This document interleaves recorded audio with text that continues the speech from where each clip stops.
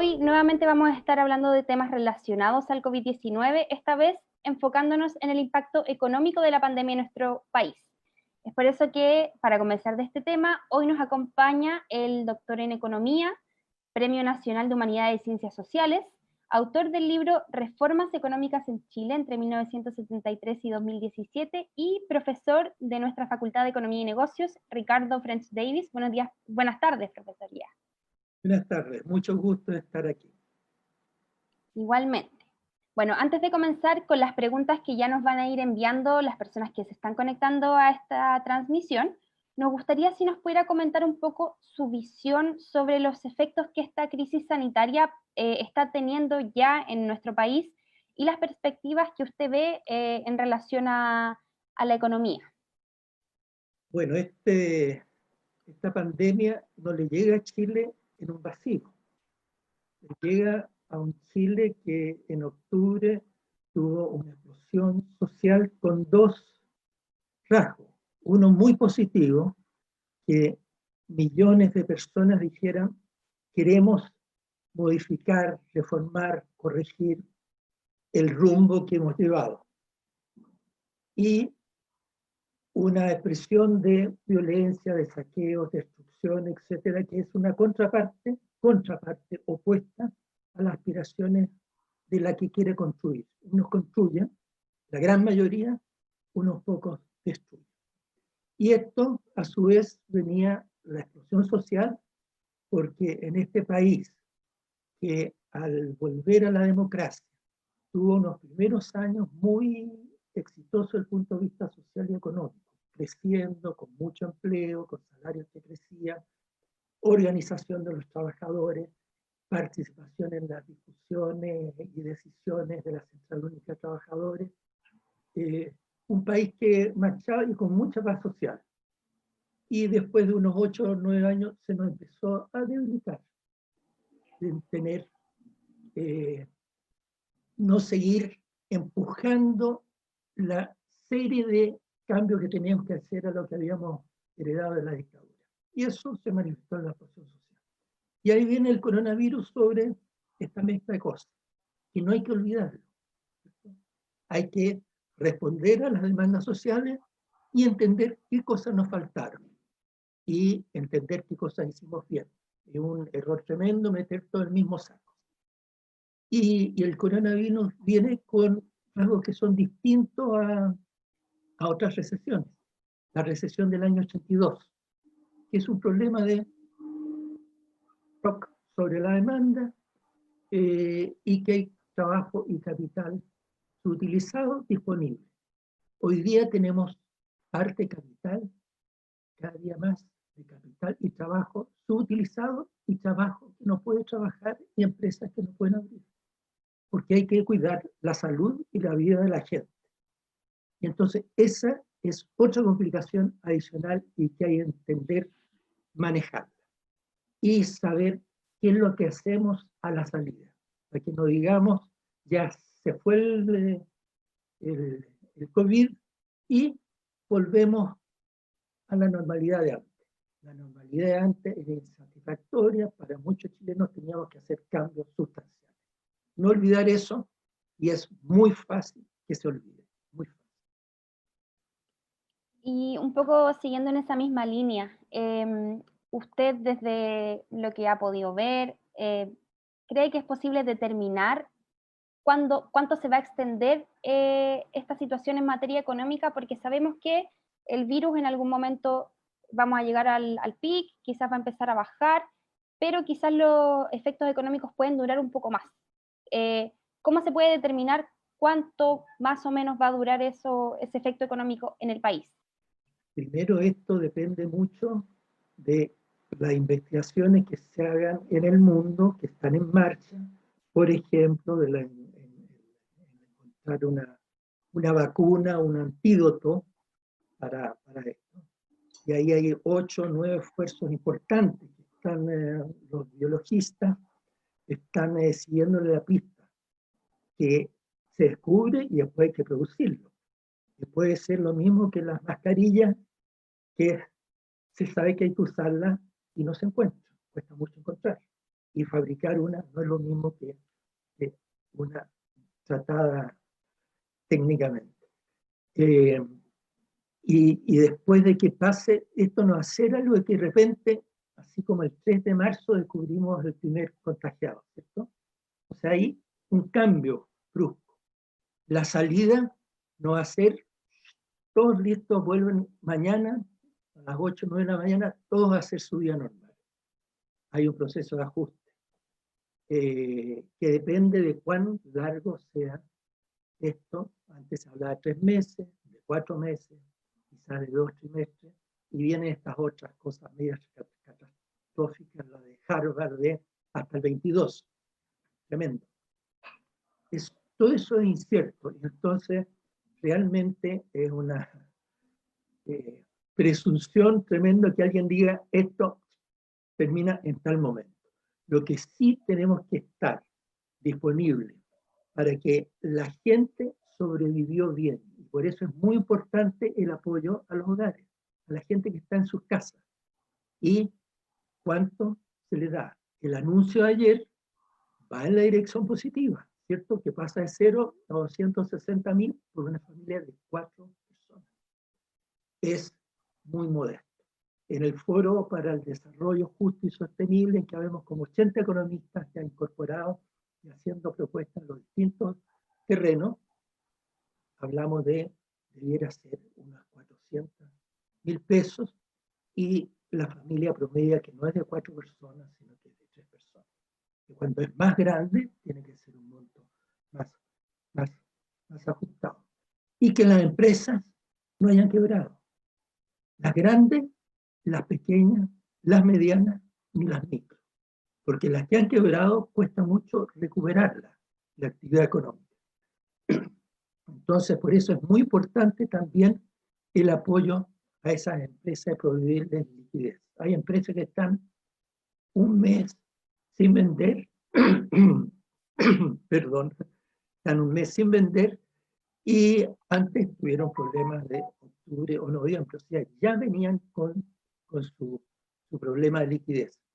No tienen plata para pagar a proveedores. Entonces, hay que activar eso, y ahí están las propuestas de participación más activa del Banco Central y de los bancos, lo del FOGAPE, que se extendió del Banco Estado a los bancos privados, que si uno no es cuidadoso, la plata puede ser llevada por 1000 empresas grandes.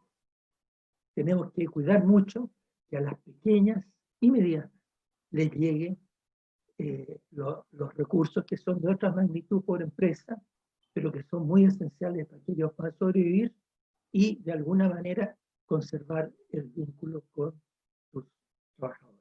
Esas cosas las tenemos que poner en el proceso, hay que estén disponibles, y eso significa que tenemos que preocuparnos de cómo va pasando esto, muy atentos a la tasa de desempleo bien medida, a la situación de las empresas, las declaraciones de quiebra, etcétera. Hay que ser mucho más sistemático y no estar dando señales de que parece que vamos saliendo. Probablemente seguimos entrando. Usted igual lo adelantaba cuando contextualizaba un poco cómo venía la situación económica previo a esta emergencia sanitaria, que en el fondo el estallido social dio la posibilidad, o sea, abrió un poco el tema de las necesidades urgentes y las transformaciones urgentes que necesita el país.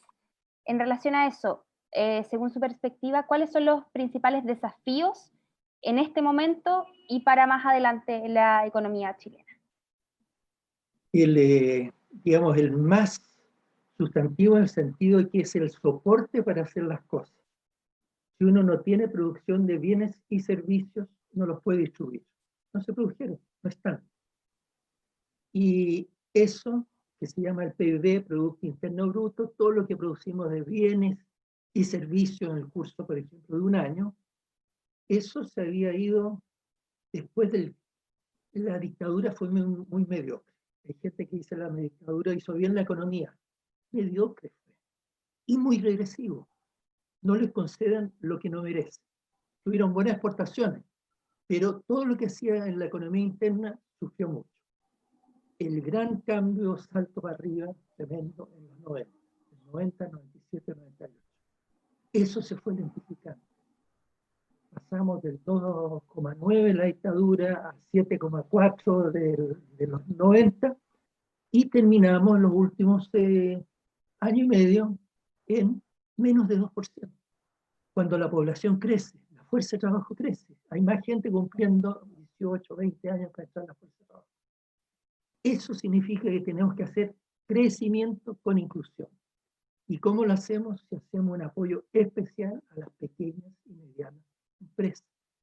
No resiste un desarrollo demasiado centrado en las grandes. Tiene que irle bien a las grandes, porque son muy grandes, producen mucho, dan mucho empleo, pagan impuestos, pero no absorben a los sectores vulnerables del país, a la mitad más vulnerables de trabajadores, y hay muchos empresarios, también los microempresarios, son gente que están mucho en ese ámbito vulnerable. Tenemos que hacer una gran transformación para el apoyo de las pequeñas y medianas empresas. Y eso hay muchas fuerzas en contra. Hay mucho, la voz de los grandes, y no se escucha a los pequeños y medianos, y que se mira bajo la manga a las pequeñas empresas como ineficientes. Tenemos que subirle su productividad. Y eso hicieron los europeos en la posguerra. Hizo Roosevelt en Estados Unidos después de la gran recesión de los años 30. Tuvieron una expansión fuerte de los sectores medios y pequeños del mundo productivo. Y eso nos permite crecer con inclusión. Si lo haces con los grandes, creces un poquito y después te tranca. Y hay explosiones sociales. Esa es la cosa estructural. Claro, crecer con inclusión. Ya, ese es el titular, entonces. Bueno, hoy también volviendo a la situación que se vive ahora, hemos visto que muchas personas han tenido que recurrir al seguro de cesantía y esto ha generado bastantes dudas. ¿Cómo funciona este mecanismo? ¿Es realmente un buen mecanismo para solventar la situación de las personas que en este momento se ven afectadas? Fue una buena... Nosotros no teníamos seguro de cesantía. Había una cosita chica miserable por muchos años. En el año 2002 se creó, octubre del 2002, se creó este seguro de cesantía, en que los trabajadores aportan, los trabajadores dependientes, aportan un 0,6% y el empleador aporta un 2,6%. Y eso se va acumulando para que cuando entre un trabajador a cesantía viva de esa plata que está asociada a su sueldo y a sus cotizaciones. Y como Chile no ha tenido desempleo, pero no gigante, y el seguro era relativamente apretado, tenemos ahí acumulados 12.000 millones de dólares acumulados en el fondo. Tiene un saldo a favor. Y eso es lo que se está usando ahora. Problema, que estas son platas que le pertenecen para la cesantía de los trabajadores y ahora es una situación muy especial. No pueden trabajar porque hay restricciones por el corona. Y por lo tanto, ahí está la propuesta de gente como el Foro de partamos, porque posteriormente a estas platas se agregó un fondo solidario. Así como en las pensiones hay un fondo solidario, también hay uno. Eso se ha agrandado, pero la decisión del gobierno fue se parte de las platas propias. Los que han tenido mala vida laboral han usado mucho esas platas, van a tener pocos recursos. Los que han estado ocupados permanentemente, que son los sectores de alto ingreso, tienen trabajo mucho más estable. Si cambian de trabajo es porque ellos quisieron cambiar, no es porque los echaron, no se acabó la construcción, etcétera, etcétera. Es un tema que se debiera retomar, pero ahora partamos con lo que hay, porque esto ya está aprobado, ¿cierto? Y entonces, algo es algo. Es una cosa positiva, se están comiendo su plata, pero eso se puede reponer posteriormente con el fondo solidario. Cuando se vaya agotando, entra en juego el fondo solidario. Problema muy discutido en los medios de comunicación. Son empresas grandotas, se acogieron, pero ellos también tienen empleados en general de remuneraciones, no de las más bajas del país, pero medianas, ¿no? No concentraría la discusión en eso. Lo que tenemos que cuidarnos de que las empresas pequeñas tengan forma de acceder a eso. Y probablemente hay dificultades. Hay el tema de la información. La gente informada, una gran empresa tiene muchos medios de informarse. Pequeños tienen pocos recursos. Una persona hacen de todo. Entonces tenemos que ir haciendo el seguimiento y cómo logramos que las empresas pequeñas se vayan incorporando fuertemente. Hasta ahora habían el proceso como 700.000 personas en poquitos días. Está bien, es positivo, está bien, son muchas grandes, está bien, porque ellos también son ciudadanos y son chilenos.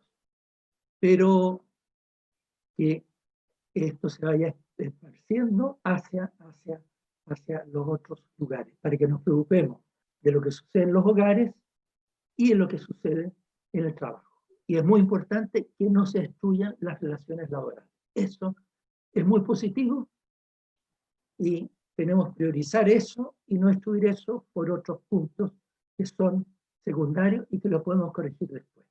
Destrucción de la relación laboral, se destruye una relación. Más difícil reiniciar posteriormente.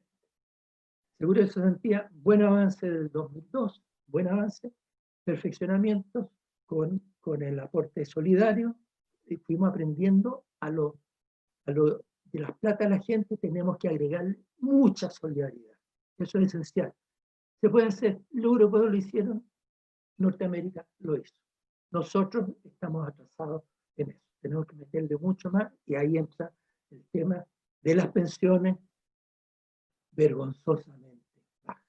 Y ese fue un error, un pecado original de la reforma del año 81, que la criticamos fuertemente con mis compañeros del CIPRAN. Está partiendo con 3, 4, 5 errores capitales. Y eso, en parte, se va a ver 30 o 40 años después.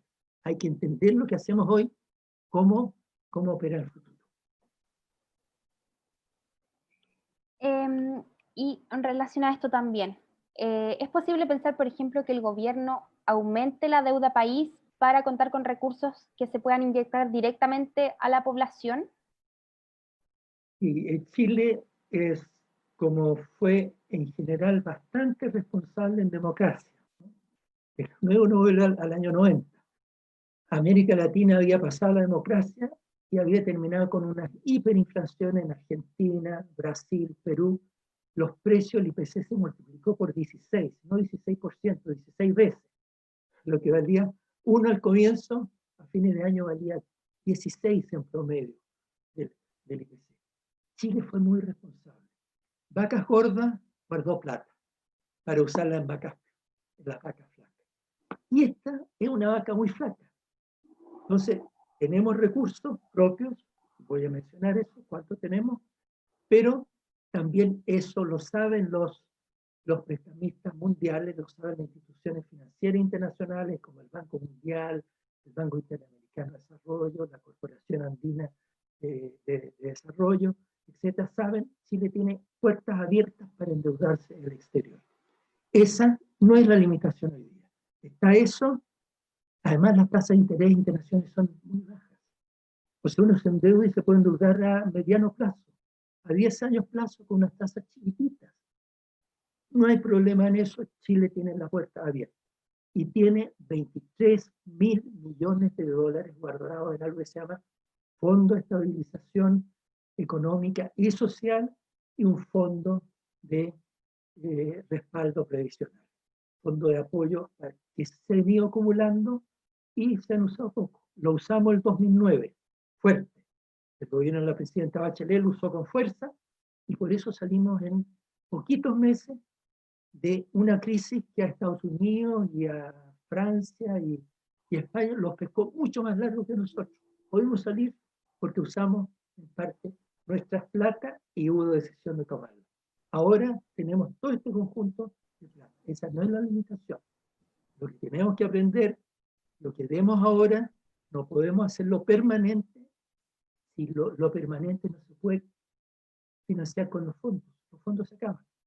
Lo permanente tenemos que hacerlo con reforma tributaria. Y por eso tenemos que preparar para la salida de la pandemia una reforma tributaria profunda, con impuestos a los patrimonios. Hay mucha desigualdad.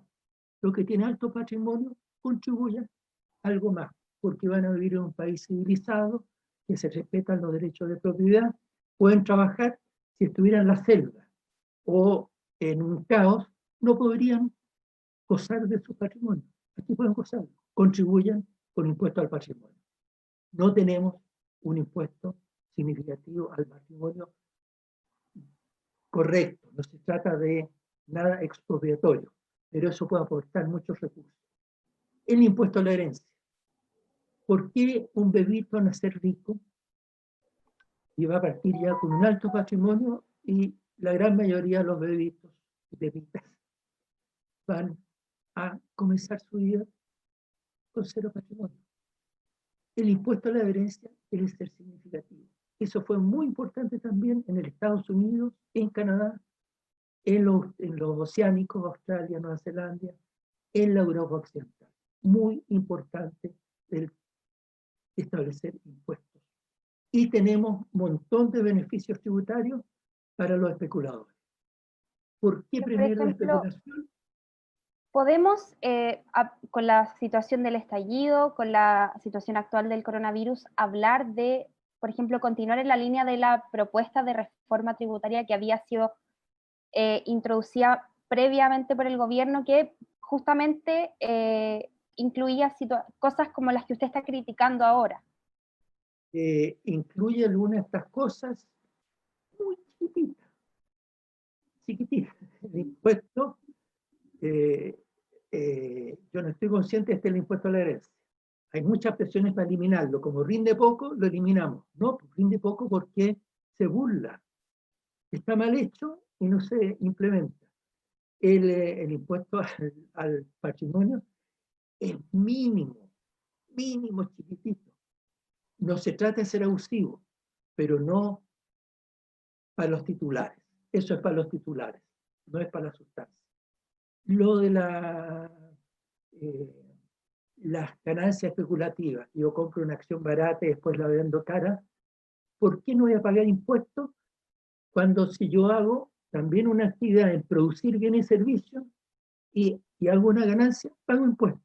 ¿Por qué la ganancia de capital en el mercado financiero no va a pagar? Es obvio que pague, obvio. Hay algunos avances en esa reforma. Lo que provee esa reforma es como 0,6, si recuerdo bien la cifra, 0,6% del PIB. Necesitamos una reforma gradual, esa también es gradual. Necesitamos una gradual en que digamos, aquí estamos haciendo una gran reforma en que vamos gradualmente avanzando. El año de salida, no lo aplicamos para el primer año de salida porque estamos recién recuperando, dejándole las manos más libres a empresarios grandes, pequeños, medianos y micros. Eso, nunca olvidarlo, tienen que salir en mejor pie donde están 50 o 60% de la fuerza de trabajo y 90% de los emprendedores. Hay muchos pequeños y medianos, son muchos, cientos de miles, pequeños. Y combatir con mucha dureza la inversión en los paraísos fiscales. No es correcto que una empresa abra instalada en Chile, que produce en Chile, esté abriendo filiales en paraísos fiscales. ¿Para qué se usa esto? ¿Por qué los europeos, la Unión Europea lo está combatiendo? Y Norteamérica también, Estados Unidos y Canadá, combatiendo. Porque una forma de hacer impuestos. El paraíso fiscal se pone en las utilidades y el país sede se dejan los costos. Se reduce la utilidad. Y no ¿para qué abrir un paraíso fiscal? Cuando está el mundo abierto en los mercados de capital estadounidenses, con londinenses, qué sé yo, franceses, alemanes. Y da la impresión de fraude. Fraudulento es de las muchas cosas, una forma de corruptela que tenemos que combatir con mucha dureza, darle el mensaje a la opinión pública: no se tolera la corrupción, ni de un hombre pobre, y menos de lo que se llama los crímenes de cuello y corbata. Mano dura, mano muy dura. Muy importante. Bueno, antes de continuar con las siguientes preguntas que ustedes nos están enviando a través de esta transmisión, saludamos a Radio Bio Bio, que también se ha unido a este streaming y está también transmitiendo a través de sus plataformas web. Profesor, continuamos con la situación actual a partir de esta emergencia sanitaria. Harto se ha hablado de la posibilidad de establecer control de precios en insumos básicos, aprovechando que es una potestad que se incluye dentro de lo que puede hacer el Estado cuando se decreta un estado de emergencia. ¿Cree usted que es una medida razonable? ¿Debería aplicarse o aún no es el momento? El control de precios tiene mucho sentido en ciertas circunstancias. Lo que hay que tener mucho cuidado, que lo que uno está evitando es la especulación, ¿cierto? Aprovechar una emergencia, como lo de las mascarillas, el gel, etcétera, de que los costos de producción no se habían elevado y se estaban con alza totalmente desmesurado, aprovechando la coyuntura. Eso es abusivo y hay que combatirlo. Pero hay que tener cuidado de que si uno se pone a controlar muchos precios, no tienen la capacidad de manejar esos mercados, y el resultado ineludible en situaciones que no es de la Segunda Guerra Mundial. Ahí hubo mucho control de precios. Bien, pero tenían que estar acompañados de distribución de los víveres, distribución de los bienes. Todo es una organización gigante. Y eso no lo necesitamos, es perturbador, y lo que necesitamos es proveerle los ingresos a los hogares, los ingresos a los trabajadores, la caja, la liquidez a la empresa para que puedan continuar su vivencia o su operación, y no llenarnos de mercados negros de cientos de productos. Hay productos muy focalizados en que hay capacidad de gestión y de manejo de la oferta. No es la solución aparece la solución fácil. Igual que financiar gastos con impresión de billetes. No, financiar gastos permanentes con ingresos de verdad. Bienes y servicios de los cuales cuenta el Estado, y eso se los aporta a la población. Así que esa respuesta, no nos vayamos por lo fácil, que si nos concentramos en eso, terminamos disparándonos a los pies.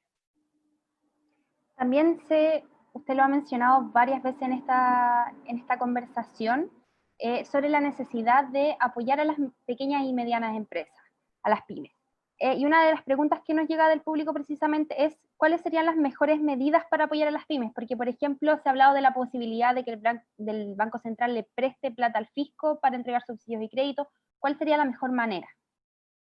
Bueno, el tema del Banco Central es para proveer liquidez al fisco, ¿cierto? Que algo mencioné el tema, ¿cierto? De que se había discutido, y podemos volver después a eso, pero el tema de las pymes, el Banco Central no tiene capacidad de llegar a cientos de miles de empresas, ¿cierto? Trabajan las cosas grandes, se entiende, con los bancos, con las entidades financieras. Ese es su entrenamiento, y el fisco tampoco tiene capacidad de operar tan directamente con tanto, pero puede proveer los recursos. Y ahí mencionaba esto del FOGAPE, que es un fondo de garantías financieras para empresas. que, que existía, fue creada varios años atrás, fue muy útil en el momento de la crisis del año 2009, un poco en la del 99, y también en que el Banco Estado fue muy importante, fue el Estado contracíclico el que ayuda a levantar lo que está caído. Mientras la banca privada, si uno no la maneja, es procíclica. Están las cosas malas y se pone reticente, no quiere prestar. Si presto, no me van a devolver la plata. Por eso el FOGAPE les dice, si usted presta y no le devuelven la plata, yo le pago una parte de la plata. Y ahí está la cifra entre 60 y 85%. Y es peligroso. Entonces el Estado puede terminar teniendo. Pero si uno no corre peligros, nos podemos quedar sin nada. Tenemos que apoyar a las pequeñas y medianas empresas, necesitan liquidez, el canal del sistema bancario, y lo que tenemos que cuidar, que los fondos que el Estado o el gobierno le pase a los bancos, no los concentren en los grandes y en algunos medianos, porque eso es fácil hacerlo. Le dan más seguridad y prestar a alguien 30 millones de dólares, pucha, consume a lo mejor al mismo tiempo que prestarle a alguien $1.000 o 2 millones de pesos. Tenemos que poner cuotas para que haya seguridad que les llegue a los pequeños, que son los más necesitados. Los pequeños no son diversificados. Las empresas grandes tienen harto más de diversificación. No producen normalmente un productito, sino varios productos de niveles similares o qué sé yo, pero tienen diversificación, tienen caja y tienen más acceso a los bancos. Perfecto. Otra pregunta que nos hacen es una de Dorian Riquelme, que pregunta, hay un trade-off importante a nivel global por estos días, acerca de abrir la economía versus las vidas que podría tomar el virus. ¿Cuándo abrimos la economía? Un poco ese paralelo. ¿Abrimos la economía o protegemos a la vida de la población? Lo primero es la vida de la población. Pero hay que entender que no sea, nos dejemos la vida para vivir, morirse de hambre. Por eso hay que tener el cuidado, la producción de bienes imprescindibles se tienen que producir, entre otros salud. No podemos cerrar los hospitales, es lo más evidente. Las escuelas, uno puede vivir sin aprendizaje unos meses más, o las universidades que están cerradas. Pero la alimentación es básica.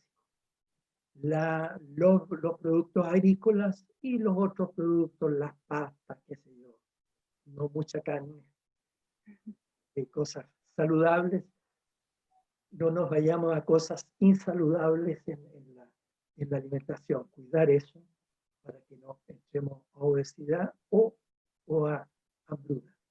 Entonces hay que tener la distinción entre estas dos cosas, y la línea no es una línea definida, aquí se corta todo, porque no son dos productos, uno para acá y otro para allá, son distintos productos. ¿Hasta dónde tenemos que mantener?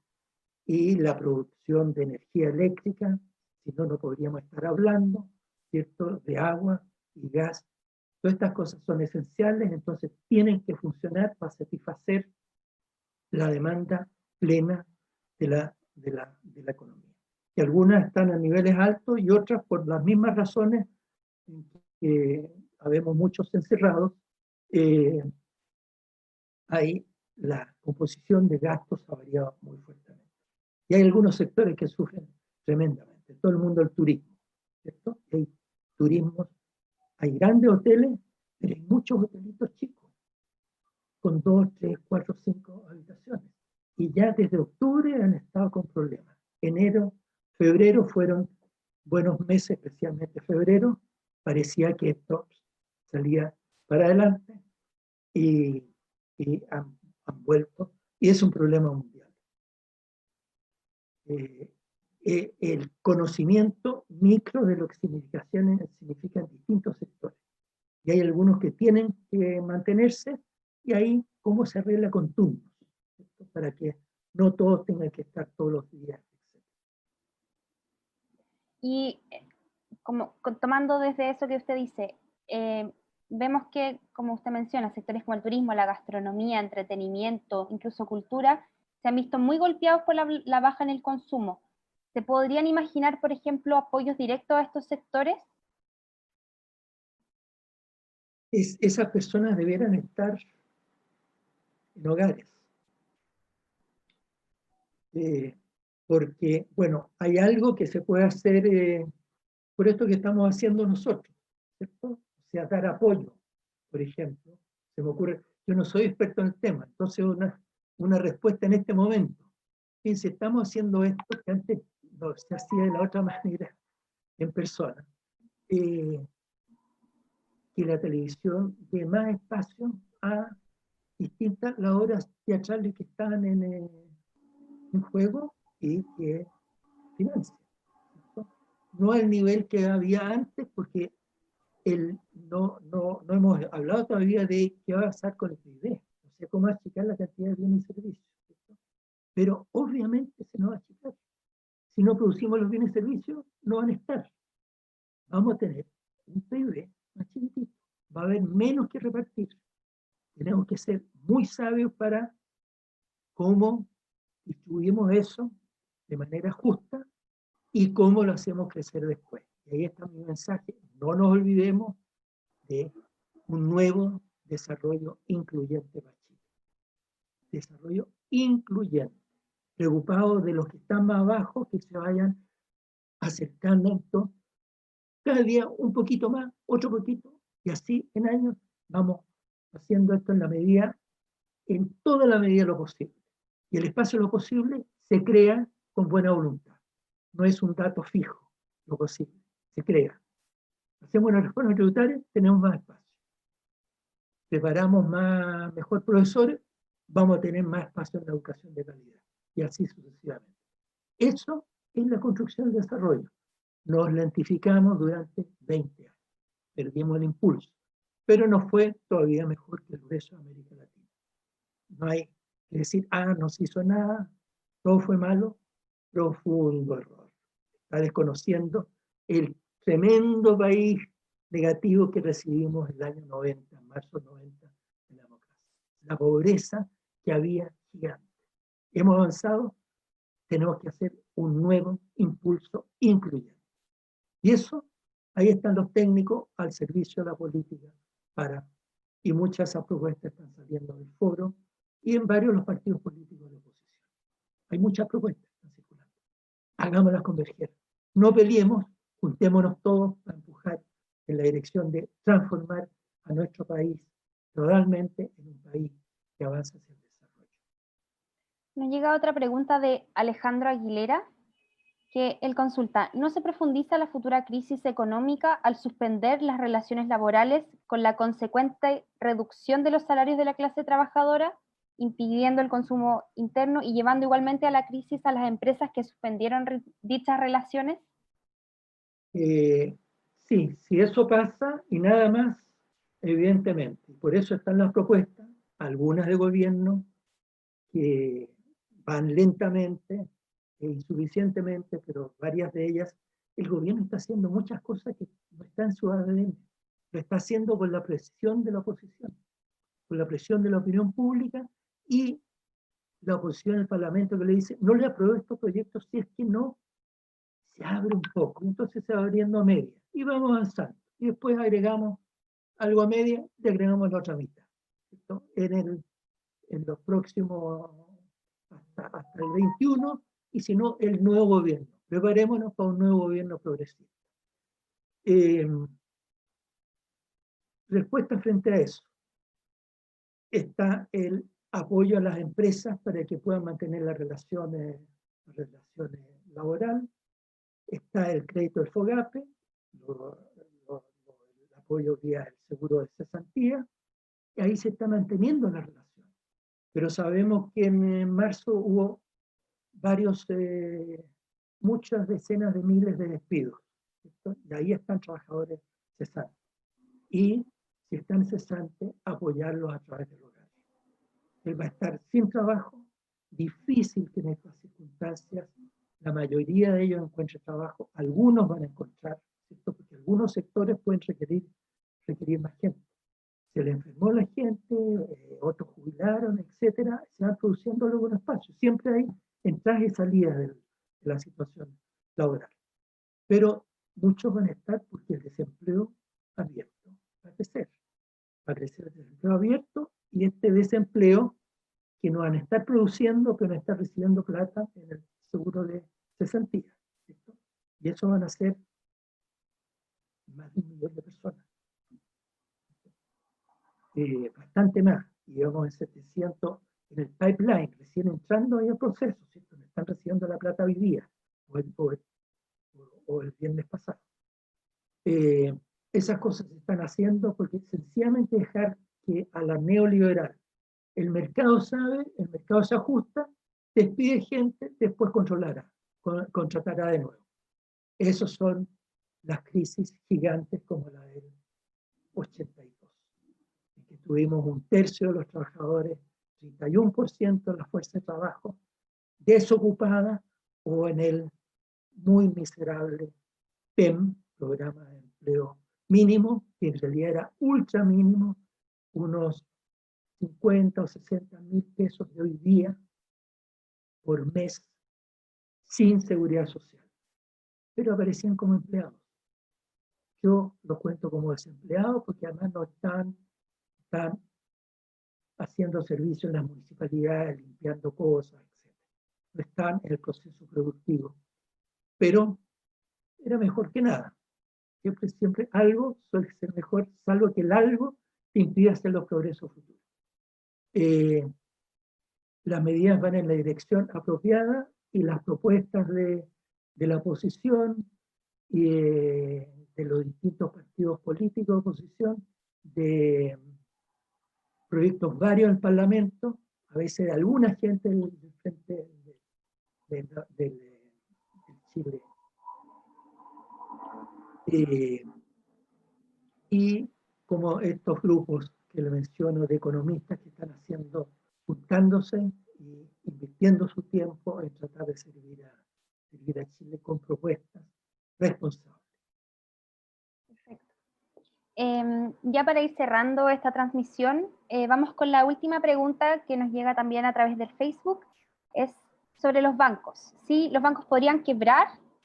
¿Y qué pasa con los ahorros en esta situación? Chile aprendió a manejar la situación bancaria. El 82, de nuevo el 82, hubo una quiebra generalizada de los bancos, y entonces ahí los tomó el gobierno, pero después el problema, o sea, se gestó el problema. En los últimos años hay más regulación de los bancos y entonces hay menos créditos irresponsables no pagables. Pero ahora está la pandemia. Y entonces hay gente que va a tener menos ingresos y ahí están las propuestas de postergar amortizaciones de los créditos, de los pagos de intereses y amortización de la deuda.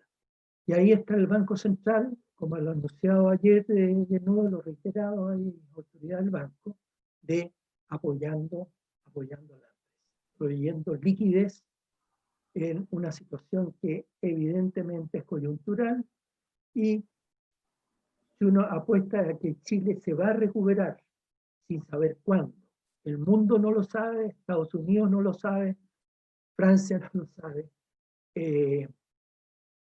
nosotros no sabemos esto, hay muchos anuncios sencillamente que son sin fiabilidad. Nos vamos a poder recuperar, y ahí están las propuestas que le he mencionado, ¿cierto? De cosas que tenemos que hacer, estar preparados con eso, estarlo reflexionando. No dejar de pensar en el futuro. Ahora, invirtamos parte de nuestro tiempo en la coyuntura, sí, pero ¿cómo eso engarza con el nuevo Chile? Con un nuevo desarrollo incluyente. Incluyente, no digo inclusivo, porque inclusivo es lo que queremos al final. Que sea incluyente, cada día más, porque le vamos mejorando la empleabilidad de la gente, reduciendo la precariedad, reduciendo la informalidad. Tenemos cerca de 3 millones de trabajadores, 2.700.000 informales. Eso es un signo de subdesarrollo. Tenemos que darle formalidad a ellos como pequeños emprendedores o como dependientes o asalariados. Perfecto. Profesor, estamos terminando ya esta transmisión. Quisiera preguntarle si usted tiene algún comentario final que quisiera hacer, algún cierre particular, quizás para las personas que nos están viendo, algún llamado, lo dejo para que usted comente. Diría primero, no aprendamos bien del pasado, sin santificarlo ni demonizarlo. El pasado tuvo virtudes y defectos. Tenemos un país que dentro de América Latina es de los más avanzados en inclusión social. Estamos bajo Uruguay, que es un país muy ejemplar, con dificultades como todo el mundo, y los costarricenses, que son países más integrados, pero en un contexto mundial en que tuvimos una globalización que tiene virtudes en nuestro cobre. ¿Qué hacemos con nuestro cobre en nuestro país? Las manzanitas, no nos podemos comer todas las manzanitas. Necesitamos el comercio mundial, pero no idealizar la globalización. Tenemos que aprender a manejar la globalización. Y eso pasa por varias cosas de política económica. No nos vayamos por el mundo especulativo. Tratemos de desarrollar el mundo productivo. Corrijamos nuestro mercado de capitales para que sirva a las pequeñas y medianas empresas. Son todos mensajes muy técnicos, pero que afectan la vida de la gente. Las plata de la AFP están invertidas $100.000 millones en mercados financieros internacionales. Eso es ahorro a 40 años los trabajadores. Estas cosas durante 20 o 30 años las estamos transmitiendo. Hoy día hay más gente transmitiendo. Tenemos que fortalecer el desarrollo incluyente en Chile y tenemos que desarrollar la participación de las organizaciones sociales en la discusión de los distintos temas. No se puede hacer una asamblea de 1 millón de personas, como habla cada persona. Cada sector vaya eligiendo a sus representantes y tengamos, por ejemplo, un consejo económico y social que están de distintos sectores con sus representantes regionales y nacionales ahí, a discutir los temas. Y podamos construir un Chile para todos los chilenos, para la gran mayoría, y también para los inmigrantes que están en Chile, que ya son 800. Podemos construir un gran país, pasemos esta emergencia y ahí ojalá que la autoridad vaya escuchando a los expertos, los consulte en los temas más esenciales y no se vaya por la vida. Muchas gracias.